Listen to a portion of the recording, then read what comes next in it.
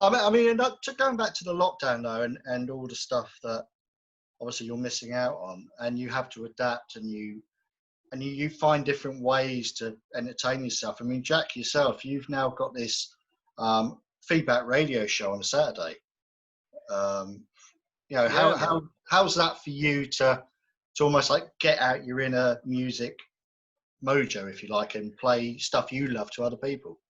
Yeah, it's a lot of fun, actually. I was a bit, the first show that I did, I was quite nervous about it. I don't know why, because when I'm being interviewed, I just like waffling on for several hours, and it sort of comes easy to me. But when I did the first show, it was great because it was an opportunity for me to basically play my favourite tunes for 2 hours. And who wouldn't want to do that? You know, I've been playing a lot of Blackberry Smoke, a lot of Gary Moore, B.B. King, but also a lot of the sort of new wave of classic rock and new wave of rock and roll bands. You know, like Revival Black, Scam, trying to get some of the new breed on there as well. So it's not just the older stuff, but, some of the slightly younger guys who are out there doing things at the moment, like Verity White is absolutely amazing. And she was supposed to be supporting us before the gig got cancelled at the end of the tour. But it's a really good opportunity to just kind of waffle on about how much I love Led Zeppelin and Zakk Wylde and Slash, which is... It's all we do on tour anyway. Yeah, right. The conversations on tour, right? I think we should just do this as a live stream when we get back on tour. We stick it on Patreon. I'm sure they all want to hear this. It's just like us talking in the van, absolute crap. And we talk about like, God, I don't know what we do. We just talk absolute gibberish. But then basically what ultimately happens is Laz and Felipe get political, and then I zone out, and then just turn the radio up. You see, I'm quite naive politically. You know, I don't have a lot of experience with knowledge about that stuff, whereas Felipe does. So I'll just open up a can of worms. I'll say to Felipe, "Oh, Felipe, I've just seen an article on Brexit saying, what do you think?" Man, let me tell you one thing, man. And then Felipe's off on his thing. Yeah. And Jack looks so bored about it. That gives Jack his time. Jack likes having time to himself, just to reflect, listen to the music. So there's one fun thing about all of that, which is me and Laz, we tend to disagree, but we've been like playing together for 6 years now, something like that. I don't like saying we disagree. I don't like saying we disagree. I like saying that you sort of help me see things from other sides. We debate. Yeah, we debate a lot, but in a friendly way. But yeah, Jack always seems to be concerned about it. Like, is this going to be the end of my band? Yeah, I think what Laz actually meant to say was, you don't argue, you don't disagree. There's no point because you're wrong and he's right. I guess that's how it is. Yeah, exactly. Always, that's how it ends. Yeah. No, but it's right. Like Felipe said. I'll tell you how it usually ends is me trying to change the subject and we just slag a band off, and I'll be like, "Have you heard this song by Bully? Fucking terrible, isn't it?" Right. Let's talk Patreon. Now, Patreon is obviously, for people that don't know, is a service where you can subscribe to a band or musician, and the band or musician provides normally different tiers of membership. Giving out different videos, options, freebies, albums, etc. And it's used by a lot of musicians. Now, you guys have gone on to this recently, probably the last week or so. What's the reasoning behind this? I mean, obviously, it's a good way to generate some funds as well, but it's obviously not the only reason you would do this. Well, I'd thought about it even before lockdown, to be honest, Will. I mean, it's something I've been aware of for quite some time. And anybody that sort of follows me on social media will probably recognize that I do like to use social media. I like to engage with things, and I like online content. And I'm always looking at ways for musicians and bands to utilize it as a way of not only making money, but also engaging fans and trying to create stuff that is really cool in terms of the stuff that they're putting out. And I saw real difficulty with musicians as we went into lockdown, who were losing a lot of income, people who are struggling financially. And now there's a lot of people out there who are struggling financially. So it's not just musicians. And so I fully understand the difficulties of people trying to support their favorite musicians via Patreon. You know, you might have 5 bands that you'd love to support, but you know, even £6 or whatever it may be per month is a lot for some people.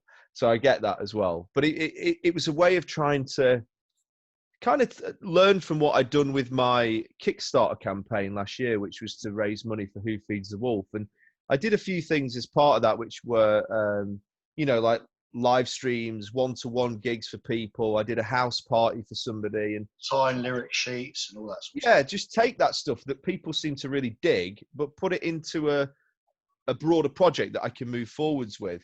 And you know, the response to it's been really great, and it's been interesting for me because we talked about putting out this live album, and I said, you know, we don't just want to stick this out. We want it to be something special for people, because there's so much content going out at the moment. It's like every day there's so many streams, and I get it. It's like every time I do a stream, I sell merch, and so you kind of could do it that way.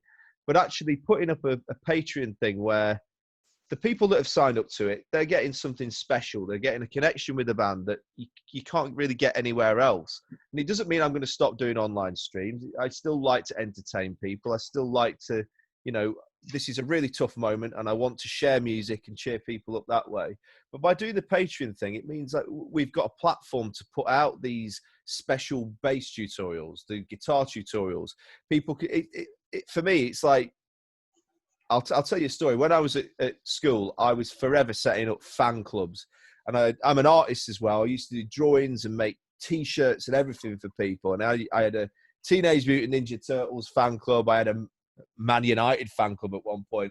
And just everything. And I see this as a slight extension of that. So the 10-year-old Jack is now resurfacing in that I'm like excited about getting laminates made for my super fans. So it's really exciting for me, and I know Laz and Felipe were on board with it, and I think it's a way of us presenting this as a band. I was missing my band. The first 6 or 7 weeks of lockdown, I was doing online streams, which are great, but Laz and Felipe weren't there, and it kind of triggered a thought in me, like, actually, it's taken me 5 years to find my perfect band. We're on the road, the tour gets cancelled, I'm not doing anything with them. So this is a project for all three of us, and it seems really special to me anyway. So you've got one place, one hub where everyone can find all this, like you were talking before about the backstage or on the road stuff. Well, I just think that, you know, if people want to find my erotic videos, they can find them there. I think it's... just a Google away. I was just going to add about the Patreon thing, Will, that I think at the start, and I'm going to, you know, at the risk, I don't at all want to sound arrogant in any way, but we're, you know, for the start of this lockdown, we put out the bass tutorials. We did a few ones of Felipe's drums as well. I know Felipe's recorded some lessons. And you think, if this, no one had any idea about the lockdown, how long it was going to go on for, this, that, and the other. So we thought we'd just stick all that stuff out there free to everyone, you know, so they can engage and everything. But now that, you know, we're in this for the long run, we don't know when the venues are going to get back open again and everything. We also do need to find a way to pay our rent and pay our bills. And I think that's what the Patreon is really nice for, because, you know, Felipe's a professional drummer. He's been playing for nearly 35 years. You know, if you want a drum lesson with him, it's, you know, it's not the cheapest, but he's worth his rates, you know. But we need to start... I'm not that old, by the way. No, I was going to say, honestly, you've been playing for 25 years. Oh, yeah. How long have you been playing for? Felipe's 20. actually just turned 60. Sorry, Felipe is 35 years old and he's been playing for 20. Was this Sorry, Laz, I forgot that you were born after the first Coldplay album came out. Yeah, yeah, Laz is like 18, but yeah. No, I was just saying that it's, you know, we do need to start thinking about the future. And like Jack said, we're not on the road. This is our job. We're a band. We're a touring rock band. You know, we go all over the world to play for people and we have no source of income. So this way is just a way of addressing it, helping us along the way until the venue's open, until we can get back gigging. And our lessons are worth something, Will. You know, like Felipe's a great drummer. Jack's a great guitarist. And I'm a good bass player. You know, our knowledge and our skill is worth money. That's why we teach. You know, that's why me and Felipe are teachers. But in this time, it was just hard to sort of try and charge for that stuff. You know, that's why we gave it out free at the start, and it's just a little thing to add to the Patreon, and I think it's really worthwhile, and people are loving it already. No. I mean, to be honest, I mean, like you say, I totally agree with you 100%. I mean, there's quite a few musicians that are offering online tuition and have been for months now, even before the lockdown. And I know some of the rough rates as well. So, like I say, it's not cheap, but it's worth its weight in gold if that's At the what same you're time, Will, this is not the time for someone to take up bass lessons with me. Not you know, any students there, give me a shout. But people can't afford it right now. People are losing their jobs. People have no source of income, so it's not easy. So maybe right through Patreon they can get like loads of lessons, subscribing there and everything. And I think this is a positive way to find a solution. We could just like be moaning about it. Oh, it's a difficult time. Yes, it is, and it's going to take some time until we're back to normal. So instead of complaining, we can find a solution, which I think makes more sense. And we're happy to create all that content. And we've been doing stuff. We've been like writing songs and recording some videos on tour and doing loads of stuff. And we started posting some stuff on YouTube and this and that. And I believe people have different levels of like interest in music. Some people, they just want the free stuff, and that's all right. I mean, I just want to hear the music on Spotify or watch some videos on YouTube, and you're happy with that, it's okay. Some people want to know more. So they want to dig deeper. They want to get into what does the artist think, and how do they play the instruments, and kind of exclusive stuff. So there is a way to get access to that stuff as well. So as I said, people have different levels of interest in music. Some people are happy to pay some extra for that, for the extra stuff, and they can do it. They can afford to do it now. And for people who can't afford to do it now, we have loads of stuff. I mean, we're putting out some new music all the time. So and the people that aren't on Patreon, they don't miss out on anything. Will, you know, they get the videos, they get the album. It's just a little bit later. You know, the Patreons, they have a sneak preview, the first minute of Winds of Change, but everyone's going to get to see it at the same time. So it's not elitist in any way. It's a fantastic platform, and I think, like Felipe said, it's a short to mid-term solution until the venues reopen and we can get back to do what we do best. I think a lot of musicians need to think about how sustainable it is to just keep giving away stuff. It's really tricky to word it, because I'm not trying to say that we're just doing this for money. I mean, you can see, it's publicly there for people to see how much we're earning from Patreon, and it's like half of one night's gig fee. So so it's not about the money. It's about engaging our fans in a more in-depth way. But similarly, you know, having confidence in what you do, that it's got a value. And I think it's a really tricky time that, you know, I put this post out on social media about 2 weeks ago that was trying to explain my opinions on this, in that, you know, musicians that have spent 20 years building a position within the industry have seen that suddenly just like the rug pulled from underneath their feet. And it's kind of heartbreaking in many ways, but what it does is it kind of equalizes everything. And now is the moment where we can be creative and try and see what are the new channels going to be? How can we, you know, in 18 months, mix the physical with the online and take this period and learn from it? You know, sell tickets that, you know, if there are restrictions on the number of people that come to gigs, you know, if you've got 50 people at the gig, but then you sell another 150 online tickets and they get something that's, you've got to create something that's special, because if it's just a live stream, I don't think anyone's going to give a crap, which is where Patreon comes into it, in that you can give somebody something extra. And it's like when you get a Blu-ray or whatever, and you've got a director's commentary and you've got a making of. I love that. I love that sort of shit. I love watching making of records. You know, all that stuff. Watching the band, how they've made albums, and Iron Maiden or whatever it may be. And Patreon allows us to do that. So when we start work on the next record, we'll be offering a ton of stuff on Patreon that will be, you know, like live streams in the studios. We record songs, which we've certainly never done that before. And then people can see how many takes it takes me to get a guitar solo right. But you never get it right anyway. So. Shut up. Will, I was just going to say one thing to add. Felipe said it the best, and that's what's been so fantastic about the last 9 weeks, in all the misery and all the uncertainness. The thing that has, as you've said, kept this trio of brothers going is that Felipe summed it up where he said, we are always trying to find a solution, and that's it. None of us, all three of us, none of us have just sat back and said, oh, well, let's see what happens. Every day we're on our WhatsApp chat, Jack's saying, guys, what do you think of this idea? And Felipe's saying, it's really good. You have to think about this, though. Oh, yeah, okay, how about we try it this way? And Felipe summed it up with what he said. We are just constantly trying to find a solution to make this work for us. And why should we be out of money, or out of rent because this has to close down? The venues do. I understand it all, but we need to find a solution, and that's what we've been working on doing. And it's us three minds, Jack and Felipe are fantastic guys to work with because they're just so innovative in what they do, and it's brilliant. One thing I would like to say is, like, actually, as the as the front man, as the person who writes the songs, like, my income is different to Laz and Felipe's from music, and there's something that I was feeling quite a lot of pressure, actually, in terms of, we come off the road and suddenly their incomes have dropped significantly. So trying to work out a way of keeping the ball rolling, but not just trying to, like, flog people crap. I think that what we're doing, like this new live album, is fucking awesome. Listening to the mixes, it's about having that confidence in what you're doing. And, I think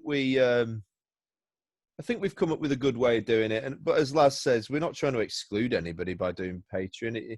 It's just a different avenue. And as he said, this stuff will be available on Spotify and other things. But if you listen to us on Spotify, you ain't getting the laminate, and you ain't getting the badge. And you ain't back to the garden. People are okay with that. Some people are fine with that, and that's great. Like, Yeah, but if Jack can't make laminate. When you go to a gig, when you go to a gig, you've got to pay the ticket, and you're going to be in a venue with a limited amount of people. Some people don't want to pay for the ticket; they want to listen to the music at home. So the Patreon is the same thing. You can pay to join that specific club and be with that limited group of people, or you can just get the free stuff. It's all there. It's an option, and as Jack said, gives us some income, but I think the most important thing, specifically to me, is I'm able to keep producing stuff, and I'm still a drummer. I still feel like I'm working as a musician in a period that when I thought I couldn't do anything. As soon as all the restrictions started, and obviously, regardless of official decisions, people are going to be a bit scared of going to a gig. It's not all about, like, oh, when's this going to be back? It's not about, like, anyone say, now you can open a venue. Well, that's not enough, because people still have to find a way. How many people can you put in there? Is it safe? Do people have the money to go to gigs now as well? So the whole thing about Patreon and all the content we've been generating now is, I spent my life, like 20 years, not 35, 20 years of my life on the road. 100 years of my life. 100 years of my life on the road. 7 billion years.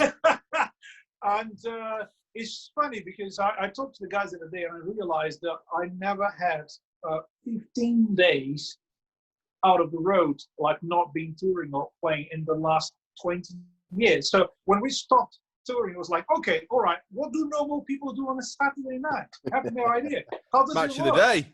UFC, yeah. 17th of June, Jack, isn't it? What, the release July. date? No, the Premier League's back. Oh, right. The album comes out I thought it was 17th of talking July. about, yeah, I was like, It's a release day, isn't it? yeah, it's weird, and it's a Wednesday, isn't it? That, or a Thursday, something. I don't know. It's because there's a couple of games that are a bit. They missed, didn't they? I think because City were, something happened just before we went into lockdown. But yeah, I think that, yeah, it's just been a really fucking weird period, and it's just been great to be able to sort of do stuff that's creative. And I was just thinking in terms of, like, when we get back to playing physical gigs, what we should have done with the laminates, we should have made full scale laminates for people so they can laminate themselves. so they can come to the gigs and then Be they'll safe. be all right. From the start of this lockdown, I've noticed that the musicians that are the most successful, I guess, are the ones that are most proactive right from the start. Like all you guys have just said, you've not sat on your asses twiddling your thumbs. You've come up with ideas. You've been proactive. You've looked for the future, and you look for alternative ways to make a living. Because, like I say, you're working musicians. That's how you earn your bread and butter. And you know, hats off to you guys, because you've come up with some really, really great ideas. And I think Patreon is a fantastic platform.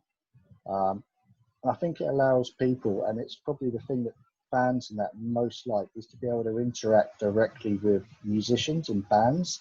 Because there's a lot of bands where you can't get to nowadays. But with you guys, I think one of the biggest sort of things for the fans is that they can talk to you, chat with you, have a drink with you, and almost feel part of your clan, if that makes sense. Well, Will, I was thinking the other day about, like, just before this all happened, we went to Spain on tour. We had a great 2 weeks in Spain, and I was thinking about the night before we came back, where we were sat in that bar, just having just a whiskey and detox. Not, I was about to use the word detox. That's the wrong word, isn't it? That But Carlos's bar. Yeah, Carlos's bar. Just after we played, and you know. It was funny actually that night, wasn't it? Because a load of blokes came in who were on a stag do, who all looked like they were in like Fred Perry shirts. But they took one look at me and thought, I actually think they thought we were going to kill them. But anyway, it was. But I love that. I love hanging with people after shows. I love shaking people's hands and giving them a hug. I mean, God, I'm quite a touchy-feely guy, which you guys can probably attest to. But it's like I'm really missing that. And the Patreon thing, that once we had agreed that we were going to go down that route, it was sort of unlocking that in a virtual way. It was a way of me communicating with fans in a closer way. And I cannot stand musicians who think they're better than their fans and they haven't got time to speak to them after shows. And I get it, you know, if you're trying to save your voice and whatnot, but I just like to chat to people, and I like to, you know, give them a guitar pick. And, you know, when we're on that tour in March, where that young lad George came to the Oxford gig, and I put my hat on him and he gave me his hat, and you know, he's been jamming with me virtually on Facebook. It's been really incredible, and I love that side of stuff. And that's what it should be. Music should be inspiring, and it shouldn't be this thing that cuts people off. And yeah, I think at the moment, like I've said, it's been a level of this, hasn't it? Not just within the music world, but everywhere. And it feels like now's the time to come together and look after one another. And that should be the case going forward. Once we start to do physical gigs, we're all going to have to work together. I don't want to look after Laz. We're all going to have to work together. I was chatting to somebody the other day, Alec actually from Crazy Cowboy, about how do you put on a show? You know, the days of having a guaranteed fee for gigs might have to be on hold for a bit, because if you put on a show and the promoter can't guarantee they're going to sell X amount of tickets, but people still want to play live shows, there's this whole raft of dynamics of gigs that we're all used to, and we're all going to have to work together with promoters, artists. You know, the venues are in a really difficult position at the moment. So moving forwards, now is the point where, as I say, we've got to be creative and got to get through this in a creative way that actually could be quite good fun. Oh, it's going to be different. It doesn't mean it's going to be worse. That's the thing about it. There's, you know, it's never going to be exactly the same as it has been. It can't be. Certainly for the foreseeable future, maybe in years down the line or a year down the line. But you have to adapt and you have to change. And I've been talking to Alec, you're talking to Crazy Cowboy. We're all chatting most days, because he's only up the road 10 minutes from me. So we talk quite a lot about how we can assist and help bands moving forward. I mean, he's probably talked to you about it as well, but you know, we've had loads and loads of chats on what we can do to assist, like up and coming bands that have lost income, you know, all that haven't got like a label behind them and all this sort of stuff, you know. And just trying to sort of pull ideas together and do it that way. I would say that in terms of when we went into lockdown, Earache, who we've worked with on the New Wave of Rock and Roll album, they were really good, and they've offered me advice and support, and I've had support from other labels as well over this period. I'm not going to say it is because it was a confidential thing that happened, but it's actually that support is there. And it's.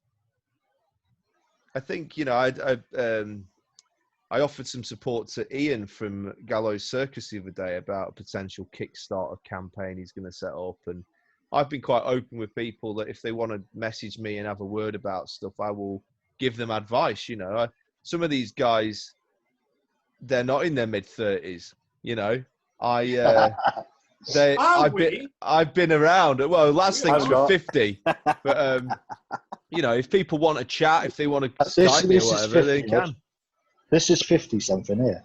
But it's like, I think we're all trying to come together and trying to work through it, and I think that's really cool. And I think paying it forward, like you say with Ian the other day, was a great thing, and I think more people, if they do that, then the world's going to be a better place even after the lockdown. Yeah, man. I'm hoping that to come out of this lockdown, there is a lot more. I don't even know what the word is. There's a lot more love between, or not even that's the wrong word. Well, I keep talking about my erotic videos. I mean, I think that is the route. Yeah. That's where we're going. I think maybe www.dodgyjack.com or something. Yeah. Do you mean appreciation? That's if we're on the same wavelength, Will, I think the word I'd look for is appreciation. That appreciate that everyone has had to go through something different over these last 9 weeks. Come out of it. And also be a lot more tolerant with people as well. I think people are trying to be a bit more aware of each other's realities, because what happens is sometimes you put a gig together and whilst you're there performing, thinking about your stuff, you don't know exactly what the promoter has been through to get that gig together and the venue, and you don't know how much one of your fans and yours had to struggle to be there for some, I don't know, personal reasons or whatever. So everyone is kind of open their eyes to other people's realities. So now, one of the first things I thought was like, wow, if it's hard for us, imagine for someone who runs a venue. There's so much money they have to pay to keep a venue alive. Do you know what I mean? And I started thinking about that. I started thinking about people who need music to stay healthy, you know what I mean, like for their mental health, and they can't come to a gig. And so everyone's struggling in different levels. And I personally, I never thought that much about how a situation could affect everyone.